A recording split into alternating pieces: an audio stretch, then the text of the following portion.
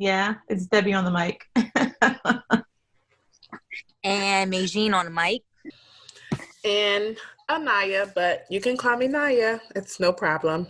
You and that Naya. You love that Naya. I just want to let the people know that it's absolutely okay if they want to say Naya, because you know some people like Debbie. She don't want to be called Deb. I don't mind.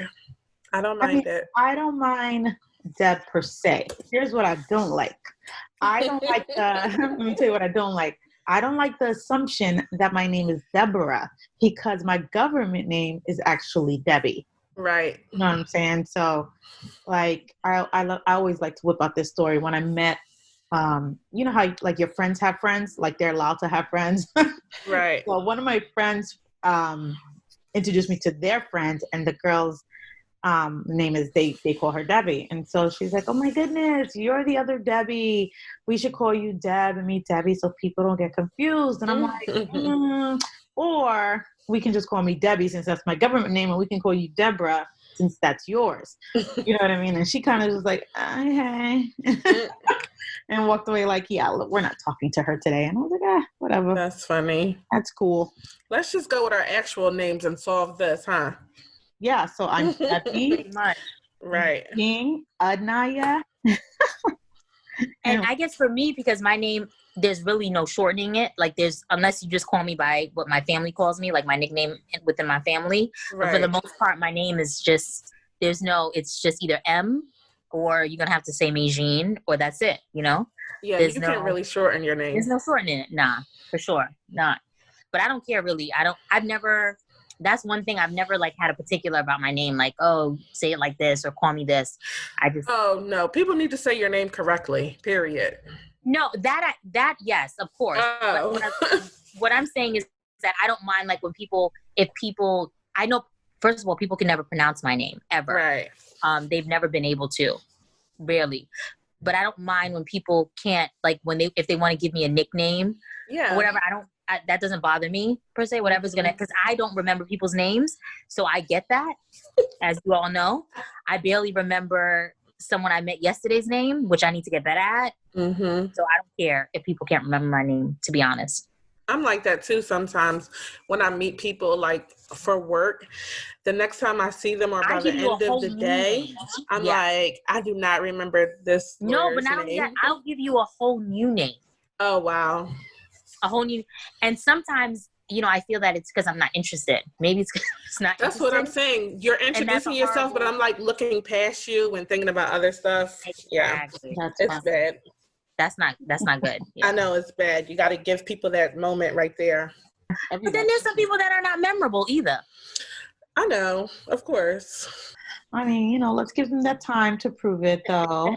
It's not me, girls. We're all very nice. Trust, all very nice. Don't let Meijin get carried away. Wow. So, what's going on? What y'all heard? What y'all been doing? Like the podcast is up and rolling. This is what episode is this? This is episode 4. 4, right? I think by now you guys have listened to Cancel Culture, which we hope you guys enjoyed. So, we're rolling right along, I would think. What do you guys think? Yeah, I think so. And, we're consistent. We're recording. We definitely are moving right along. Cool. This has been quite the experience because it's so funny when you kind of get into a groove with your friends and kind of getting to know like everyone's role and what they bring to the table. It's just been kind of fun as well to see where we all are. In general, with our thoughts and our opinions on certain things. Yeah. And I think probably depending on topics that we go over in the future, it'll be more of that. Yeah, no, for sure. Mm-hmm. Definitely. Like, I never knew that you felt that way about this particular thing. Yeah. And even as I think that when we were younger, I think some of our opinions would have probably been different, or maybe they would have been the same, but maybe we weren't as vocal. Because sometimes when life happens, it humbles you. So you learn some things that you might not have learned, along the way. Yes, definitely. Those life experiences could change your opinion from that young girl that you were. you know, I think the podcast has been pretty interesting so far. I learned some things. Let me tell you what I've learned. So, last week or the last episode, when we were talking about cancel culture, and we were talking about B. Simone and her 9 to 5 debacle or whatever it is. Mm-hmm. Mm-hmm. So, I did a little bit of a search on her because I didn't know who she was. I still don't know who she is because it's not like I did a deep dive. Like, I don't know her beginnings. I don't know her story. But my husband actually told me, and like you guys are saying, she was on Wild and Out, and she does, comedy. So, so I did a little bit of a search, and she's got a little heat on her right now. She's apparently being accused of plagiarism, and the people accusing her of plagiarism, they got receipts. Yeah. Basically a screenshot from her book and a screenshot from their work, and it's identical.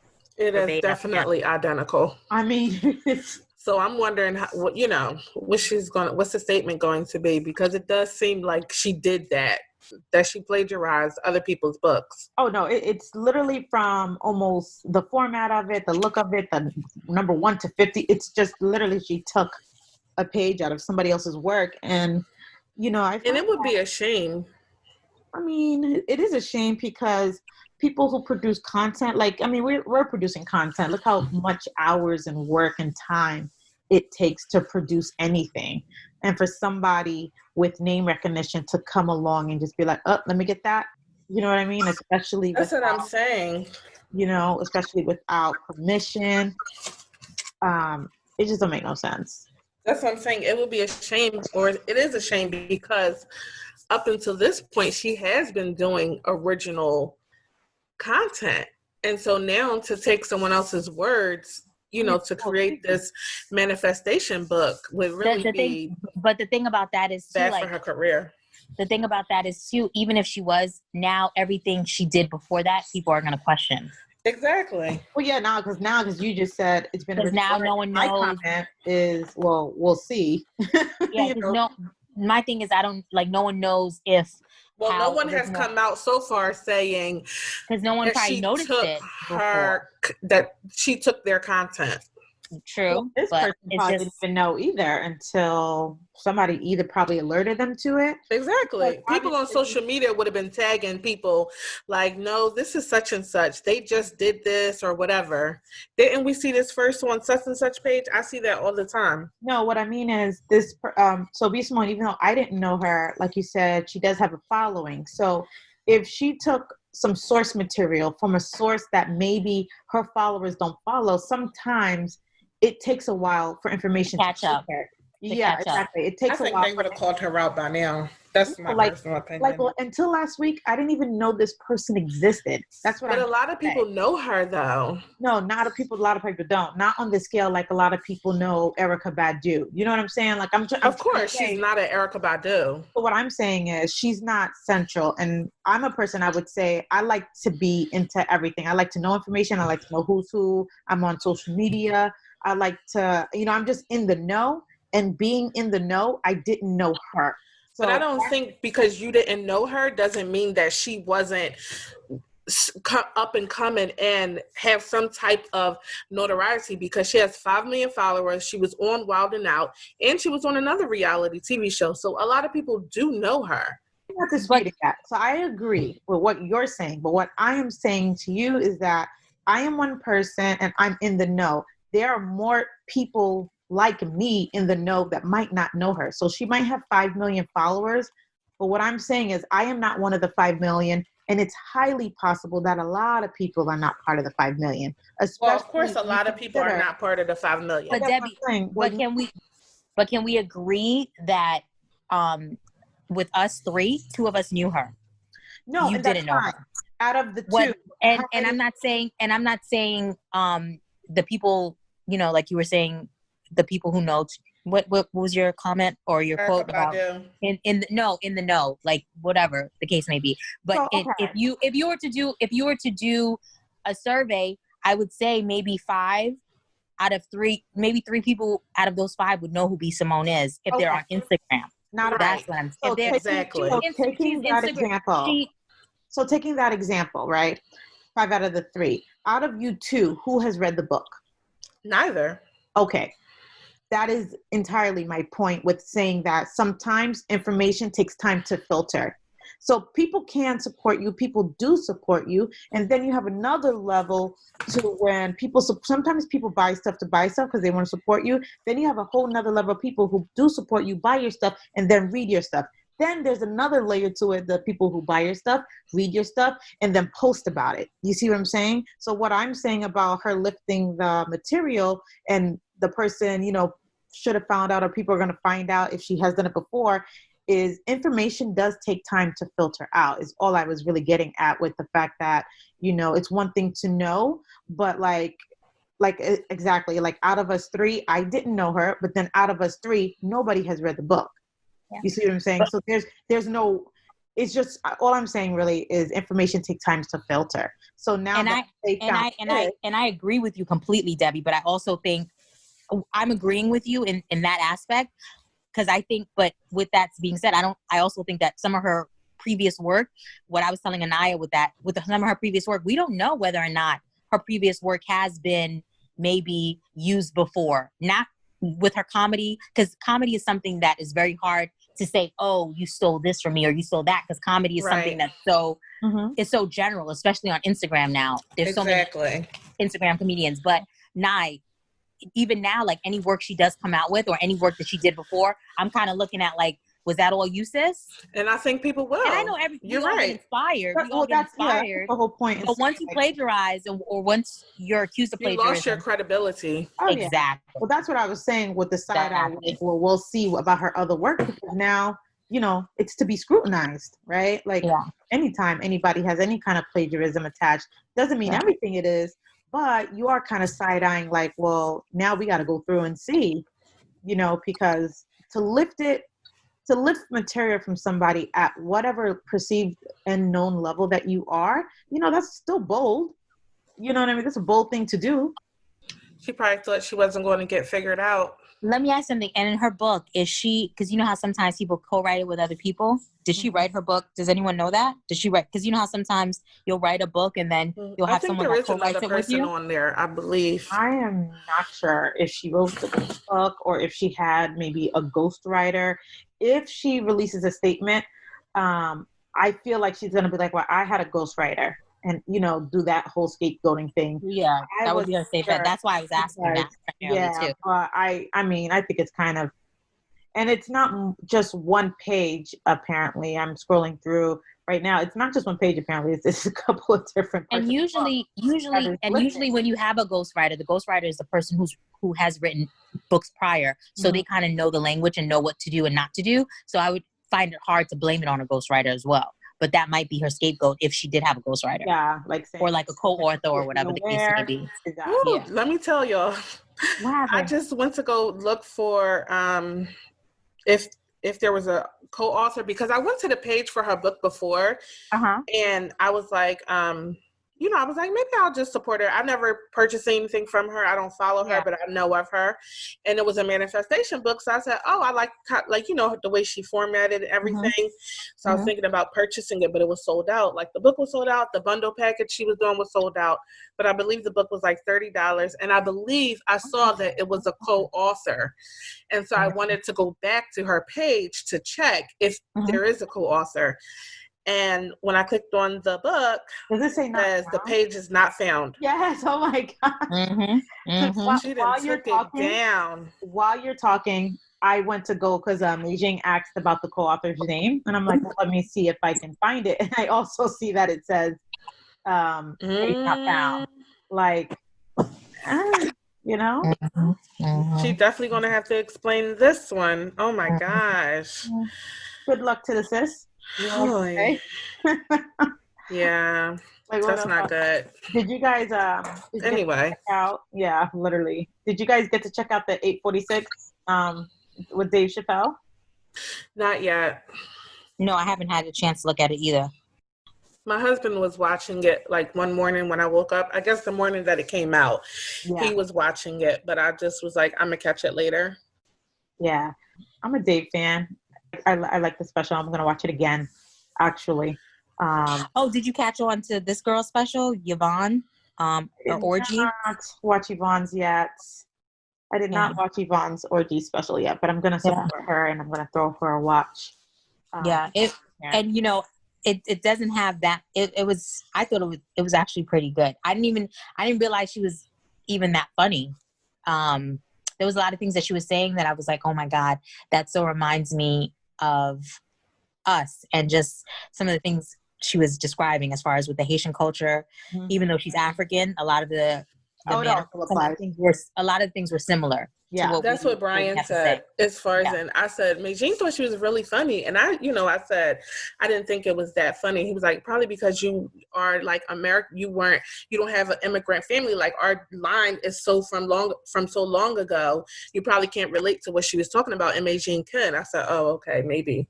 And now that you're saying that about the Haitian background, so maybe that is what it is. Because I was like, I enjoyed it, but I chuckled, but I didn't like laugh hard, like on a comedy special. Yeah. Even the dating stuff that she was talking about was hilarious. Oh, that's big time Haitian. No, not even the dating part of the Haitian part. She definitely talked about that, like her dad. But she talked about dating in general, as far as being a woman and dating in today's era of dating, like how women speak about dating now. She talked about stuff like that. I think you'll find it funny, Debbie. More funny probably than Anaya. Yeah, I'm gonna find it. Yeah. But with Dave said is not like comedy, really. It's not. There aren't jokes. He's really never. To me, sometimes some of his stuff is really never that way anyway. I always feel like they say you gotta get his stuff. That's why. Yeah, no, his stuff. That's what you gotta be one of the people that can get it. Like everybody can't get Dave Chappelle. Exactly, but Dave Chappelle also. To me, his funny is very. It's a different funny. It is. You gotta think. Definitely a different funny. Yeah, exactly. Funny, but I still think he's just funny as crap. But this set specifically, it's not comedy. It's more of him.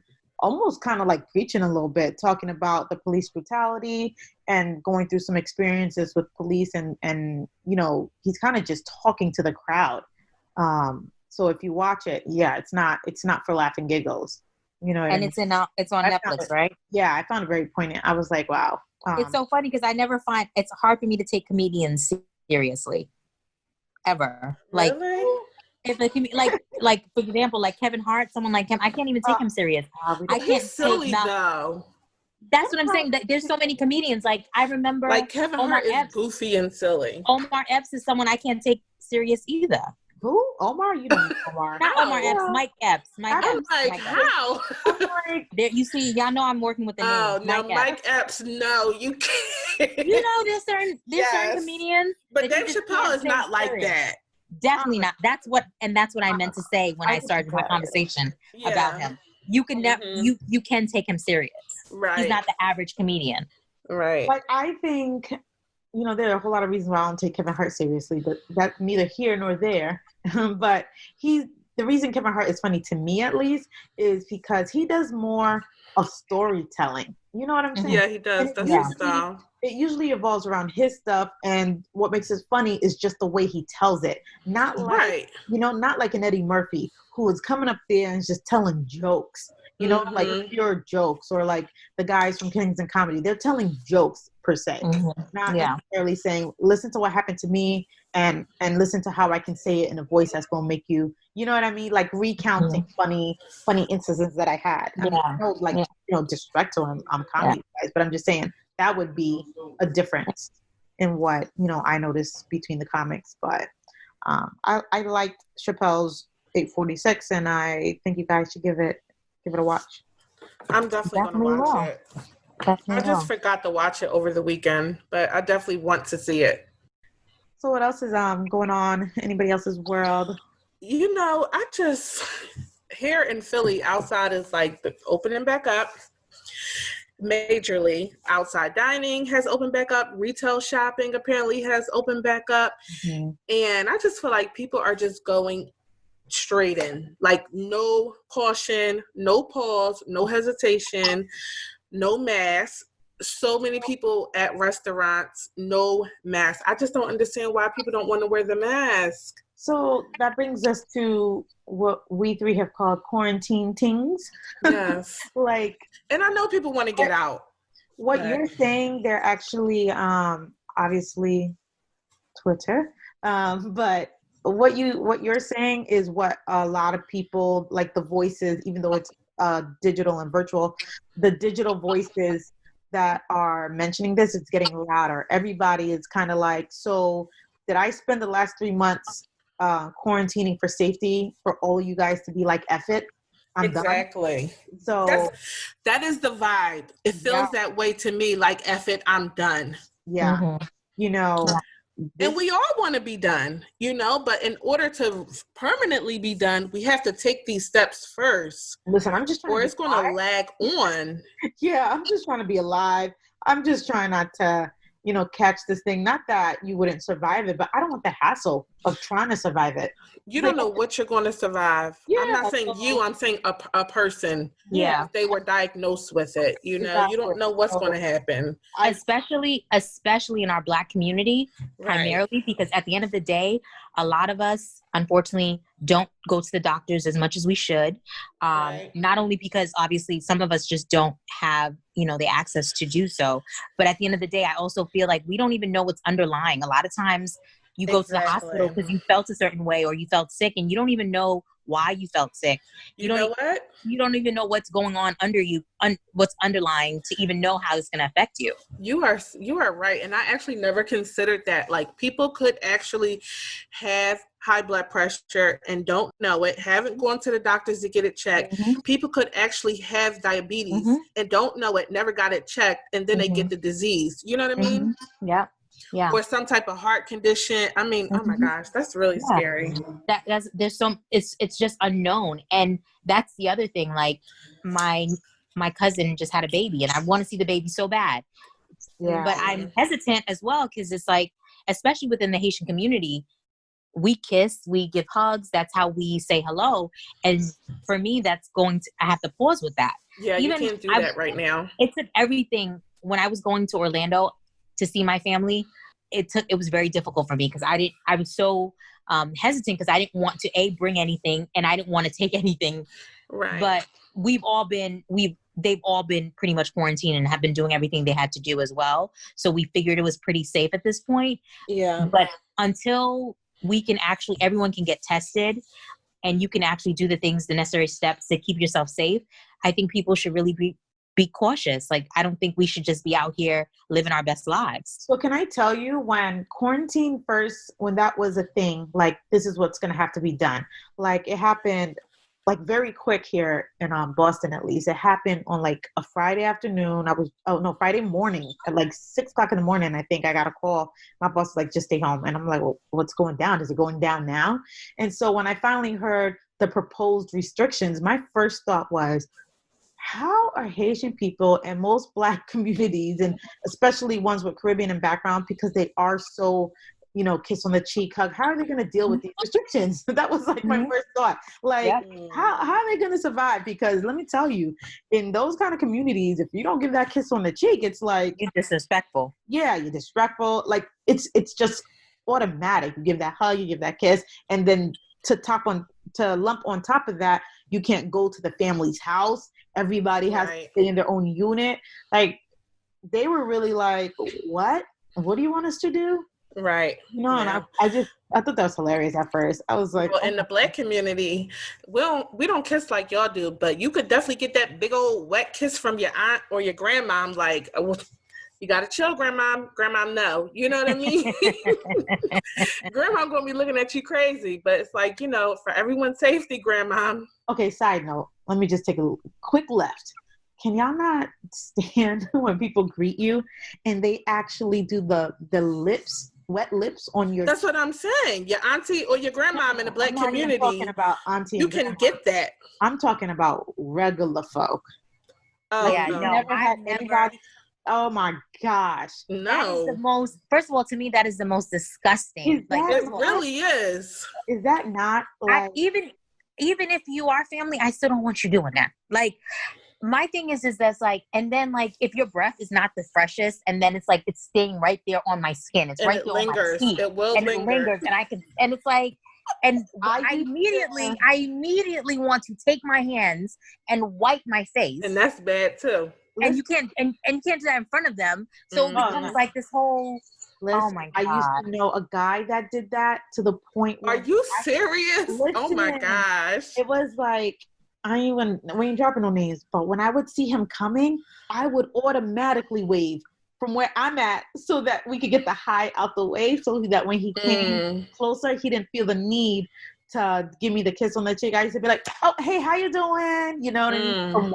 I could be 6 feet away from him, and I still try to catch that eye and throw that wave so that by the time he got closer, let's just start the convo. Because he did that all, and it would stay right there, linger, the wetness, it would just creep me out. I'm only accepting that from a grandmother, an auntie, a great aunt. That's it.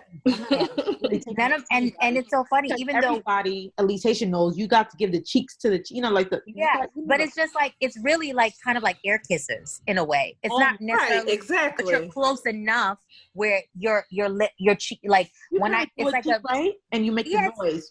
You know what I mean? Exactly, but it's not a real.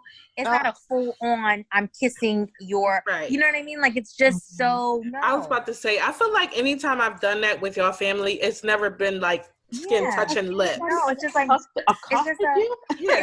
just like French air kisses. Right. Like, exactly. Exactly. Yeah. And depending on real simple. Like that, you either do both sides. Real simple. Yeah. But you don't. Yeah. Exactly. Your lips, and then it's like the person at the time, y'all. He would wet his lips. And I just be like, this is, oh God, this is almost like a sexual assault in a way, and not even to make light of sexual assault, but I used to feel so violent. Yeah. So, it's so funny. My husband is American, but him and his mother kiss on the lips. Like it's like initial thing. And for me, I always tell him, that's so weird to me. And he was like, oh, well, you kiss everyone in your family, and that's weird that I kiss. To me, it's just odd. It's a peck, and he does it so naturally. To a parent, but it's still weird to me on the lips. I don't know why. Yeah, it's always been weird to me. And he thinks that he's like, it's so funny you say that, but you kiss like your grandmama, your cousin, you kiss everybody. Literally, but like you said, it's an air kiss. You know what I mean? It's not the same. Exactly. But that's only something you could do, like, with your parent. He does grandparent. I don't do, and I would never do that with my mom or my dad. Kiss them on the lips. I've never done that before. Yeah, it would have to be something that you've always done from a kid. And they have always done that. Yeah, they have always done that. Yeah, no. Yeah, I've never done that either. I don't. Yeah, I don't even understand it. I don't. My dad used to do that. When I was a little girl. Yeah. But I also respect little.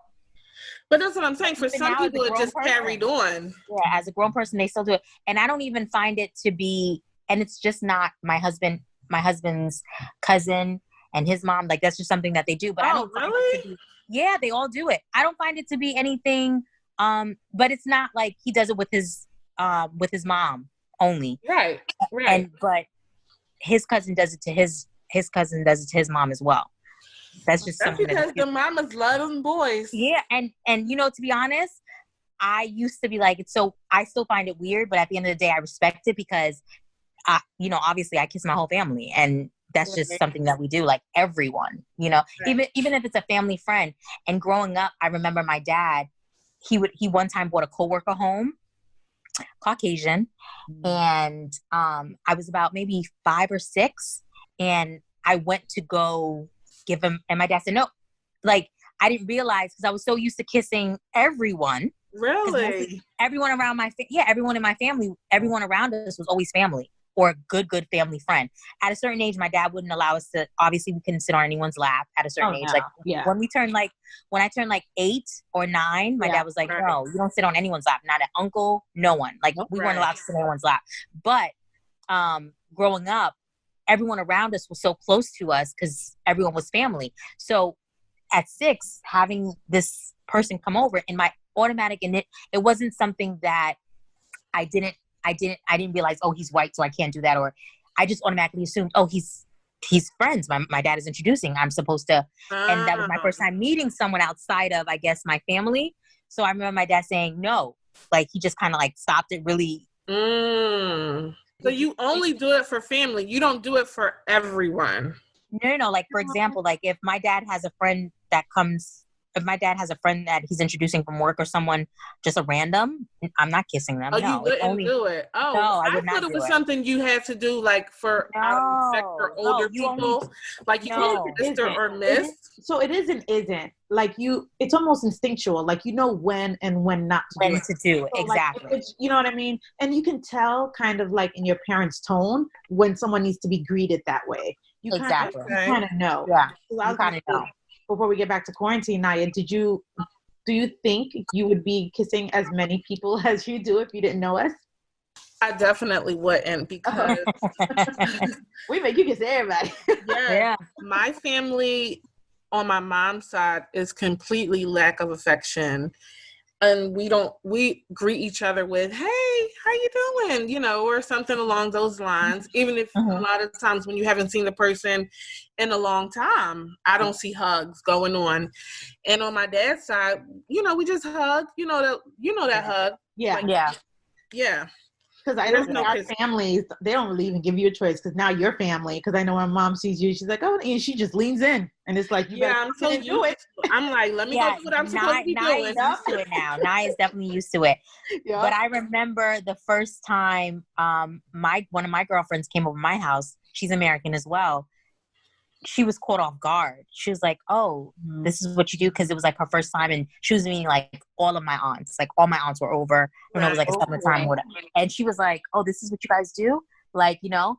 And it took a minute for her to, but then once she understood it, it was just like, she was down, like she got it.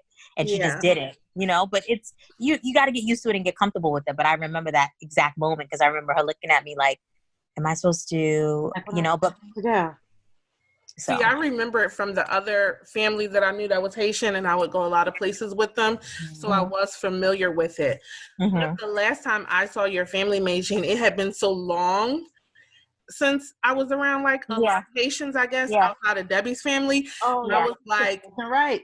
Is it one or two? Oh my gosh. Well, you can tell. So, you know, the rule on that is it's not like the posture they are, the double kiss, but definitely region, right? So like my family members, oh really? Okay. Oh, yeah, like my family members in Canada, you're not getting out their grip unless you do double kiss. Oh wow.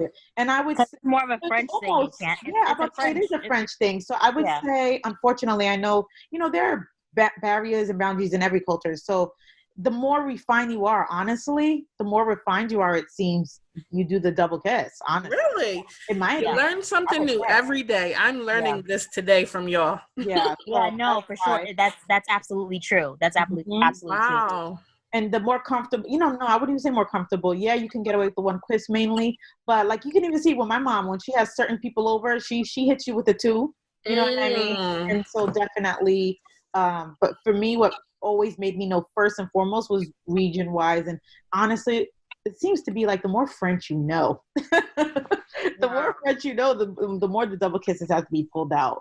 Wow. But you know, culture is an interesting thing. But like, you know, so when the quarantine did start, what did you guys think it would be like? Like what? Oh boy. You know, so you get the call. I got the call. That's what I was starting off with. And it's like, you got to stay home. We're shutting down. And then a couple days later, it was like, no, we're really shutting down. You got to do X, Y, Z, A, B, C.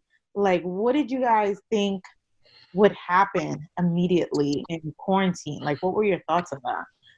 Initially for me, the first like 2 weeks, I was missing working and just the act of getting up and going somewhere every day. You know, I missed that portion of it. But then as time, But did you think that it would be what it was going to be, at least in the first couple of days? Like, did you think hearing it, oh, they just want us to stay inside for a couple of days? Or did you have a sense that, oh my gosh, this is about to be like a thing? No, I didn't think it was going to go on for as long as it has gone on for. I definitely thought that first date that they gave, I thought that was going to be it. Okay, so it's going to be from here until whatever that first date was. Okay, so this is how long we're going to be in the house for. A 2-week thing? Right, yeah, exactly. The 2 weeks. Naive. This is what I thought it was going to be, those 2 weeks. So I definitely wasn't expecting 2 months, 3 months, to continue going on. Yeah. I think, in my opinion, like when my boss told me that, and I was like, okay, let me just get stuff from my desk. I'm gonna turn right back around and drive home, grab the kid from school, let's go. And then when I got home, talking to my husband, I was like, yeah, you guys at home? He's like, yeah. I was like, what's going on? And obviously, I have some connects with healthcare, and I'm like, well, they're saying that, XYZ is happening, and I guess we got to go get some groceries. And then, so I think with the grocery thing and seeing how many people were going to get groceries and what they were getting, and then I started to think, okay, maybe we should really stock up here because I'm not really sure what's going on. There's a slight panic. You know what I mean? There's no country leadership, so everybody is literally panicking. So I think we were on the phone and you were like, yeah, I got my groceries scheduled for the next day to come get delivered. And I was like, well, let me hang up with you and go get these groceries. And then I remember by the time I was done, I got back, you were like, they canceled my grocery delivery. I got to get out and get my groceries. So I didn't think it would go past, I would say 30 days. I didn't think it would be what it was. But, I was really kind of all set for it. I'll be honest. I was like, okay, you want us to sit here? It was kind of the same way. As far as in the store, when I went to the store and saw those empty shelves, I was like, oh, wait. So this may be something. But then on the flip side, I was also like, are people panicking like they do with snowstorms and go buy all the supermarket up for no reason, So I kind of was on the fence.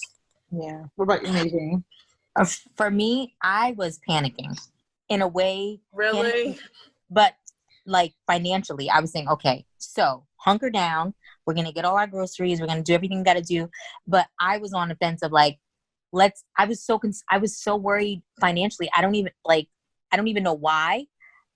Because at the end of the day, as long me and my husband were both still working, our jobs didn't close. But I was more on the thing of what if it does close? I was thinking the what ifs. It can get worse and worse. What if everything shuts down and we have to just rely only on our savings, not credit card, just only on our savings. I was thinking so far ahead because I had never seen this before. Obviously, that's kind of good though. So you guys remember we were texting. I was like, oh, I'm not shopping. I know you were not. I didn't start shopping until maybe the last month of the last month of the official, before everything really started opening up because I felt comfortable. But my husband ordered something and you should have seen me. I was a psycho. You're ordering stuff on, what are you doing? That's how I was.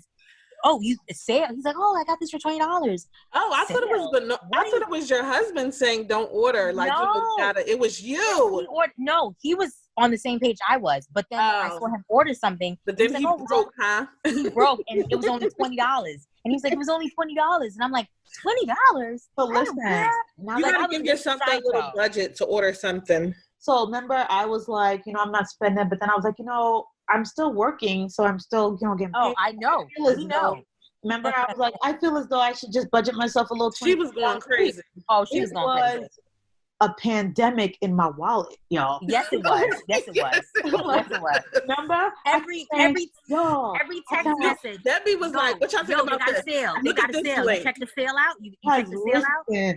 I was determined. Remember, I told you now, I didn't have the greatest 2019. So when I came into 2020, remember, I was just like, I got to change some things around. I really want to see some movement.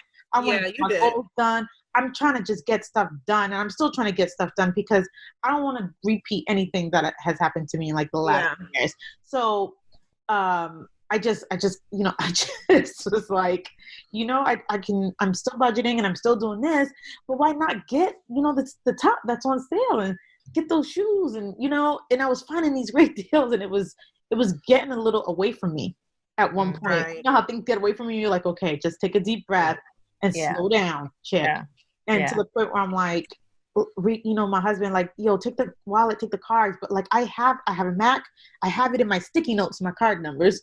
So it's like, oh, wow. You know what I mean? I have memorized, but I have slowed down considerably. I haven't ordered anything for myself in a while. But no, it definitely got away from me, and I was on a rampage. Yeah, I'm for sure. I'm reformed. But that was my thing during quarantine Tingz. I was nervous about spending $1. Yes, I was more so, and it's so crazy. My husband has always prepared us for situations like this, which I'm blessed for. As far as with savings, like, he's such a good saver. I am not, but in this moment, I realize how I've come to be more like him in that sense, where I get it. Like, it's something about hunkering down and just kind of like, yeah, save your coins. Like, do what you got to do to like not make unnecessary moves if you don't have to. And I never understood that before we got married. And I appreciate that he taught me that lesson. But it's so funny how when we were in that moment, I became the psycho in the moment. Right. But I also remember that he had always kind of had us pretty much situated in a way that, so we wouldn't have to worry if something was like this to happen. He had already made sure that was kind of taken care of in a way. And that's why through the years, he had been so saying, okay, Mijine, do you really need to do this right now? Right. So I appreciate that as well. Yeah. That's one of the things that I learned for sure. There's was a definite lesson learned on, saving your coins and just making sure that you know how to survive in whatever times is about to come. You know what I mean? One of my main worries were early on, it did look like we were headed towards a total economic shutdown. So then my next worry was, all right, I just need a sign so I could go ahead and pull my little coins out of y'all banking instructions. Because it's like, you realize we all got money in a sense, even if it's $5, $100, whatever, but it's all kind of virtual when it's in that bank. You know what I mean? Yeah, exactly. So I was really just looking for clues and like, some kind of sense on when I should pull that out that's still kind of my concern. Like, okay, so when should I pull my money out of these institutions? Because I'm gonna need everything I can get. And it's so funny. My husband said something to me the other day. He was like, if you ever, if there's a real emergency, I never knew. He has a stash in the house that I didn't know about. Right. And to this day, I'm just like, why are you just telling me about the stash in the house though? And because I guess I had to prove to him that I had learned and I wasn't frivolous.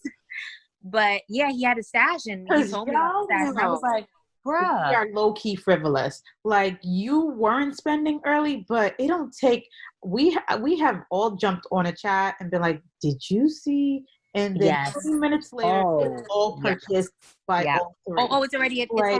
It's already in my cart, sis. You know what I mean? It's already on its way. You said, did y'all see these shoes? Now we're sitting here watching TV like, well, let me see what she's talking about with these shoes. And then it's like a domino effect. Like, it don't. But Debbie, when you were in the beginning, when you were sending, I was so proud of myself. When you would send it, I was just like, oh, okay, good for them. And I was just it took me a while. I did not even, if I looked, because I wasn't purchasing. So that's what I was going to say. I would say Anaya was looking and she was telling me she saw, but she wasn't doing. And then I just took it a step further. So she was like, you see such and such. And then I said, then I went and looked and I said, I saw it. I got it. You know what I mean? So I would say she started looking and I'm like, well, and that's how we justify things. Well, if she's looking, I could look. And then it's like, well, if she bought, I could buy. Right. So it was kind of a domino effect like that. But I mean, quarantine it's just the craziest thing. Like, that was the last thing I would have thought was 2020 was going to be about, was some quarantine. Oh my gosh. Yeah. I haven't been, what I've been surprised about with quarantine as it relates to like, our culture, pop culture. I've been surprised by these celebrities. I'm gonna be honest. We ain't got name drop celebrities, but they have been kind of my biggest surprise. And let me tell you why. And specifically, what subset of celebrities have been surprising me. I think that everybody's entitled to privacy. I'm not trying to get in your business. You ain't trying to get in mine. And I do think, it's difficult to navigate that when you're a public figure, like what's private, what's not. But more specifically, the celebrities that make it a point to tell you that their private life is none of your business. And they're actually correct. But here's the thing. Since quarantine, have y'all not seen all the celebrities on like live notification going live? Please look at me, follow me, please stay interested because when we come out of this, I'm gonna need y'all, please. please. I have been for sure so surprised about that because it's like, didn't you just tell me that I should mind my business about your private life? And now here you are begging me to stay interested in, essentially your private life because you ain't got nothing to offer right now. You ain't doing movies, you ain't doing music. Like, it's just kind of like, which one's gonna be? You know what I mean? I've been really, really surprised about that. What do y'all think? Well, I mean, Beyonce has stayed private unless she's doing stuff for work. She hasn't been on here, so I haven't been affected. You need to see about that. So I'm not going front. I definitely understand what you're saying, Debo. It's been nonstop with I'm going live, it's live, they're going live, and showing little bits, but things that they kind of have always wanted to keep private and not really share with us in that way. But I also think we do live in a world of social media and Instagram. And unfortunately, they were also dying for that connection with the outside world. And they need that connection for them, especially if you're a celebrity. I think they need that. I think you're right. They needed it for them. But they require you, meaning like they need it. They need it to stay relevant. Oh yeah, for sure. They not only they need it to stay relevant, but I think some people and some celebrities in particular also, not only because they want to stay relevant, I also feel that they needed it in order for them to stay connected to the outside world. Because even though they are in a quarantine where it's probably more comfortable than the average person, obviously, I do believe they felt the need to reach out and just speak because they're human. They wanted that connection to be with the outside world. But a lot of celebrities also need that relevance, and a lot of them need the attention because a lot of celebrities why they're stars because they require attention. I mean, I agree and disagree. So I agree in the fact that everybody kind of needs that human connection and they wanted to stay connected to people because obviously they're human as well. And, that human factor counts. I disagree because I find that a majority of them are doing it because they want us to still stay interested in them. They need us to the thing with that is that they need us to stay in the positions that they are in. You understand? Yeah, no, for sure. So now that they don't have whatever means, meaning ways, not financial, they don't have the means to do their art. So they now have to resort to, going live on Instagram to make sure our attention is there. And really, honestly, it's if anything, it's I had already known this, but I hope everybody else realized that it also kind of shows you the power that you wield as a consumer. Of course. It's like they need you. So and sometimes some of the celebrities it look desperate. It looked real desperate. Yeah. And where it was like you could smell the desperare in the air. Like, please, I got my special. Y'all know I got that special nose. I was waiting for Beyonce to break down. I was like, oh my gosh, Beyonce is probably going to go live now. We're probably going to see her house. I thought she was going to do stuff that y'all are talking about. I don't think so. What we're going to need you to do is bring somebody else up other than Beyonce. You need to unplug from the Beyonce matrix. So you love some Beyonce. I didn't think she was gonna break. I didn't think she was gonna break either. You don't know anything about her, and she prefers it that way. This is she excels.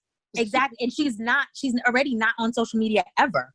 You know what I mean? She posts either to sell something. She drops her stuff, and then she exits. And then this was not. She doesn't follow anyone. I wasn't expecting her. This is kind of like her element. This is what she lives in. Yeah, I didn't think she was gonna break. I think this is where they excel. You know what I mean? Like, oh, so now all of y'all trying to do what we've been doing. You know what I mean? Exactly. Think about it. Even when they were dating, you ain't know nothing about their whole situation. Yeah. You know what I mean? So, but yeah, that surprised me the most with, at least when it comes to celeb culture. Another thing, because, Majin, you're a stylist with the fashion. I'm not surprised with anything in fashion right now, except for maybe with the whole protests and everything and all the companies just bandwagon.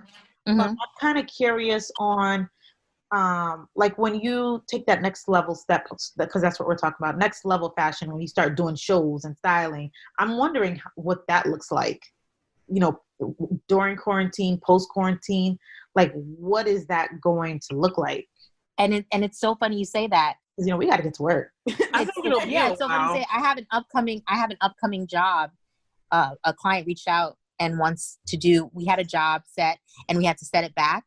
And I had to have a meeting with my partner and discuss how we would move forward. And unfortunately, one of the things that I've come to realize is at this point, COVID is not really going anywhere.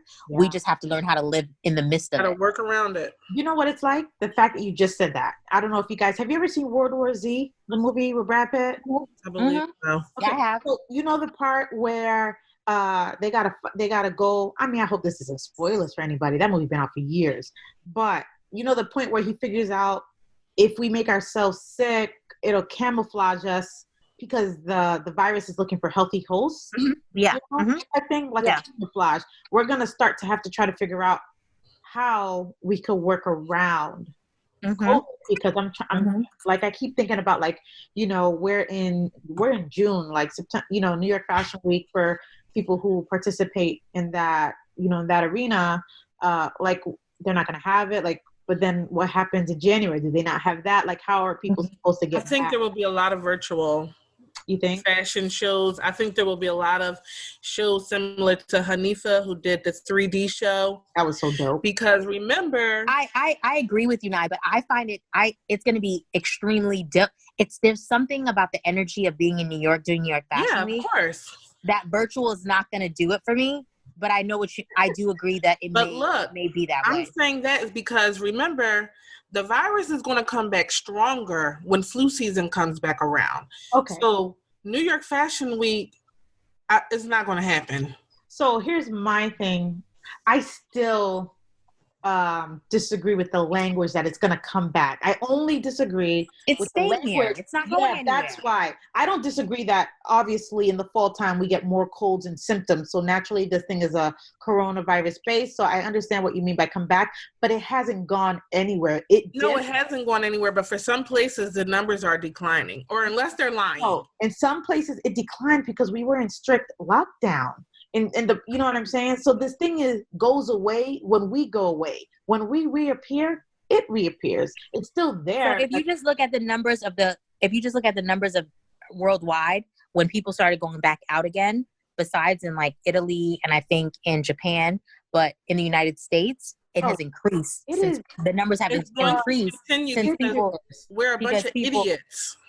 This is just... Well, don't include me in that because I'm saying Americans with the entitlement and the arrogance that they won't catch it, not them. Everyone, like I said, is going around without masks on, no precautions, no social distancing. One of the only countries that I have do this is my girl Jacinda from New Zealand. Like, this lady runs that country so efficiently. It's just so hard not to be jealous. She had...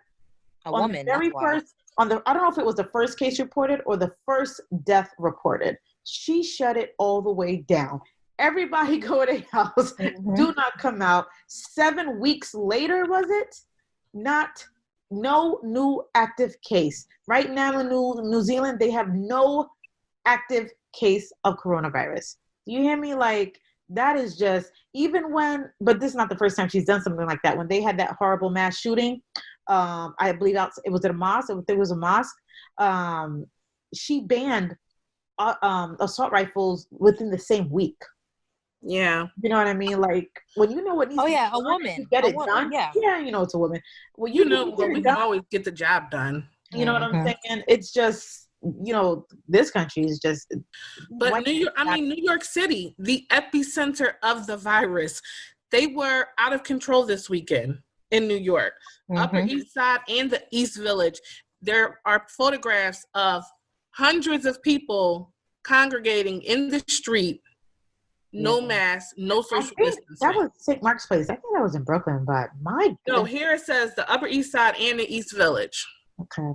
Yeah, I saw somebody's But what you're talking about, apparently Cuomo said, "Don't make me come down there." Yes, that one with the St. Mark's Place. I was like, I think that's in Brooklyn, and I'm pretty it's like one of those little street thingies they always have. And they were outside of bars and restaurants and crowds, just conversing and drinking. The reason like we're not in a pandemic. The reason they're that way is because this country is so big on like civil liberties and my freedoms and my guns and this and that. And now it's working against them when they need people to just sit at home. That's what I said. My guns, my this, my freedom. It's crazy. The same thing that could make you great could be your downfall. That's just crazy to me. Look at all the people ranting and raving when you catch them without a mask. I'm American. This is America. We shouldn't, their same battle cry, like you said, that makes them what they think they are is the same thing that's going to kill them, and us, right? Because we're here too. So when we went walking over the weekend, there was a family a little bit like very close to us ahead of us. No one had mask on. That's your business.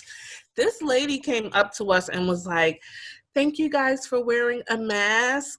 Why people no mask? Why no mask?" And and my husband was like, "Why she say that when those people were so close to us?" I was like, she was being petty. She was being petty. She was trying to call them out. Well, but it's like, why are you not wearing a mask? Mm-hmm. Right. Come on now. I completely agree. Agree. You know what I mean? This whole, it's for fake. And I'm like, so the 100,000 people who died there, like with those fake bodies? Mm-hmm. Right. Even me, the mask makes me hot. So like a lot of times until I come up on the person, I'll be holding the mask in my hand. And then when I come up with, like, let's say I'm about to cross the street and come across a person, before I cross the street, I put my mask on. So I didn't want to bring weight into this, but my God, when I put this mask on, I feel every bit of one of my pounds because I'm like, I'm sweating, I'm sniffling. If you're wearing the N95, it's ridiculous. No, yeah, because I got the N95 because, I just need no, you got to go get some other masks. Those things, no.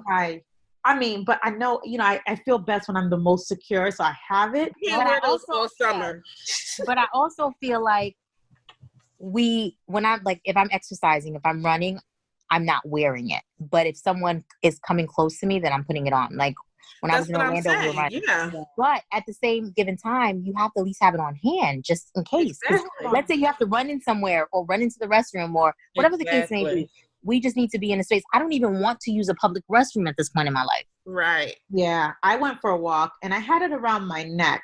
I had it on for like 2 minutes because some people had passed me and I just hadn't pulled it down yet. This guy watering his grass was like, "You got to take it off. You need to smell the fresh air." And I'm my God. Can you mind your business? Really, one, I want to say, in my head, I'm like, "Sir, I understand you're correct. But two, mind your damn business." Right. You know what I mean? You don't need to yell at me from across your lawn telling me that I need to take off my mask. Like, mind your business. Mm-hmm. You know what I mean? It's like, it's just nuts. I mean, I didn't think it would be the way it was. And when it was, and it was kind of working, I didn't foresee this completely, F it. Let's proceed as normal type attitude that we got going now. Because right now my focus is really just Black Lives Matter. But how I can. You know why I saw it? Because already for my neighborhood groups that I'm in, there were disputes and arguments on people posting articles, going towards their opinion that you either need or don't need the mask.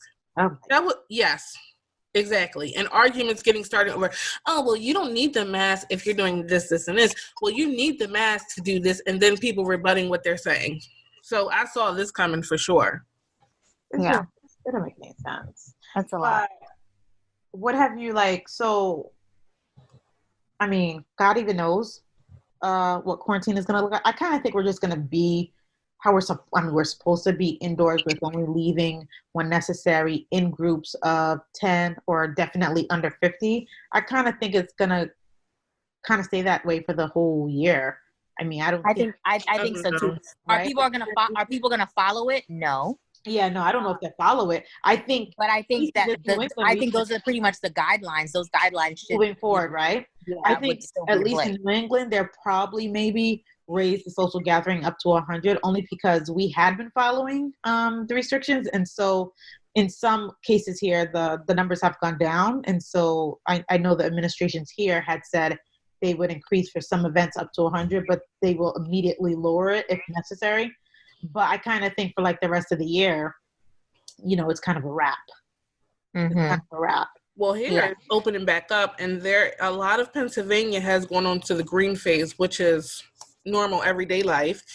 And the rest of Pennsylvania, the southeast portion, is supposed to be going into the green phase very soon. I think the first date was by June 15th, which means gyms, nail salons, barbershops, everything opens back up. And my thing is if we are opening everything back up, at least have people should be required to have a mask before you enter anywhere. If you're in a closed and confined space with any other person, whether it be a store, like I feel there need to be signs everywhere. You're everywhere around the state of Florida and just everywhere in every other state. If you are entering somewhere, you have to have a mask on. I'm sorry, you can't come in. There's in the gas station here, and so many gas stations here in Florida. You don't have a mask on here in Miami, you can't enter. You can't enter a restaurant if you don't have a mask on. Right. There's a lot of places you can't enter if you do not have this mask on, and I feel like everywhere should be that way. Because at the end of the day, just follow the rule. Like I don't understand. And they have why has it been so difficult to follow rules? Like I just don't get it. Like, especially these are not rules just to have rules. These are rules for safety purposes. Right. To protect you. Right. Exactly. Entitlement. It's a little convoluted. I mean, it's a little weird. What have you guys been doing? What kind of moves you've been making during this quarantine? Where do you see yourself after this quarantine? That has been interesting for me because fashion-wise, like I said, I have a client that wants to move forward and I want to do it as well. We just have to figure out how to do it without, obviously we have to have more time now because in order to make it feasible for everyone and safe for everyone, it has to be done in a way that we can protect ourselves as best we can within the atmosphere. Because with styling, you're so close to someone. Right. Because obviously, it's not like I'm just going to say, oh, throw your clothes on. I'm helping her. I'm close to her. And hair and makeup. It's a whole thing. She can't have a mask on when she's getting her makeup done. No. Right? There's so many different things that come into play now, but we're going to work around it and we're going to find a way to make it work. But everyone else should be wearing a mask, Yeah, fashion. Yeah, really and not only the that, only fashion, person without a mask and on. fashion doesn't stop. Life doesn't stop. Obviously, we have to move forward. It's just how we're gonna figure out how to move. Like I'm still doing consulting, and interestingly, there have been some inquiries about planning events, but the events that have been inquired about are they're trying to make use of quarantine. Like someone wants to have a backyard party under the social limit with just their family. You see what I'm saying? To kind of celebrate a recent graduate, a recent graduate. So things like that. So obviously, if you're doing the decor, the planning, it's just me and other folks, and we can have masks and we go afterwards. So there's no risk there. So, and then like anybody reaching out for consults, just consulting on whatever they plan to do. I don't actually have to do anything other than, use my brain on that. So, it's been a little tricky. It's been a little tricky. It definitely is. But now in my contracts, whether I'm doing consulting or management or event planning, design decor, I have to now think of I need to have a pandemic clause. Because it's you need to think about whether you're going to put yourself at risk, going to go through some of these things. And, with my existing clients, it's okay, I got to figure out a way to see these things through. But, you got to put something in your contract now because we never thought that this would kind of happen. So now I need to think about that and incorporate that into, the contract language. It's crazy. Yeah. It's real crazy. I think for me, I know that the coronavirus has been detrimental to so many people, and a lot of people lost a lot of people, and it's a very terrible time for a lot of people. And I'm not saying anything, taking anything away from that. just for myself, I think for me, it's going to push me into a better direction for my future. Being home right now and also just seeing that what I previously was doing or what I am doing currently, I don't love it as much as I thought I did. And not doing it for this long has made me see that I don't love it as much as I thought I did. So now I'm able to think and evaluate and explore other options while I have this downtime right now. So when going forward, I can start putting in the steps on where I want to go and what I want to be doing in my future. I think a lot of people are learning right now, like, yo, what I was doing, I shouldn't be doing that. Right. You know what I mean? So, yeah, I would have to say, even though I had already declared, like, I really wanted to get some aspects of my life together in 2020, that, you know, maybe I'm on the right track, or I definitely know how I want to move forward. Right. It's just, you know, we don't know what the world is going to look like in 6 months, honestly. Yeah. That's the only caveat to all. And it's so funny you say that, because even when we were discussing 2020, the vision of 2020 in our past episode, I think that it has been a moment where we can say, oh, wow, perspective, because even though 2020 has been ultimately not what we all expected, it's given us a moment to sit in time and just say, oh, wow, okay, so these are the things that it's given us a lot of. So with even the protests, with the race, with everything going on, I feel like it's been a moment of clarity for a lot of people, even in COVID and in quarantine, because clarity with whether it be with your relationship, whether it be with your spouse, you know, there's just so many different things that we need clarity on. Somebody was actually saying, like, we still getting that 2020 clear vision, just not the way we thought we were. You know, exactly. That's kind of, and it's exactly right, because I'm like, okay, I definitely see things a little clearer. So, you know, I guess we give a shouts out to 2020. We won't dump on it too hard.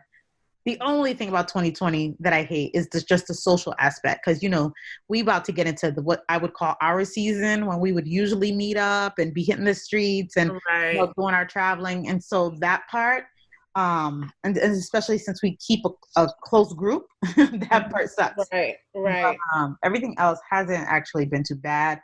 You know, saving money. Oh, and that's sure. We can't even talk about how much money people are saving, you know, in some aspects, they're able to work. I can't even believe how much money I was spending day to day. Listen. Going to work and back. It's like, my goodness. And they count on that, right? They count on that. Yeah. And that's why they're ready to push us out there again. Exactly. Spend that money, spend that dollar. Yeah. While you die. If 2020 never happened the way it happened, we wouldn't be here in our opinion. You know what I'm saying? Like, we finally found the time to do what we were, you know, we've been talking about doing. Yes. So, you know, gotta look for the, I guess, you know, that's true. Look for the bright side in anything. Yeah. You do. So don't be mad. Enjoy your quarantine things, folks. Definitely. Perspective. Take this time to really get to know what you want to do and figure out what your next move is going to be. Obviously, we're not mad on this episode.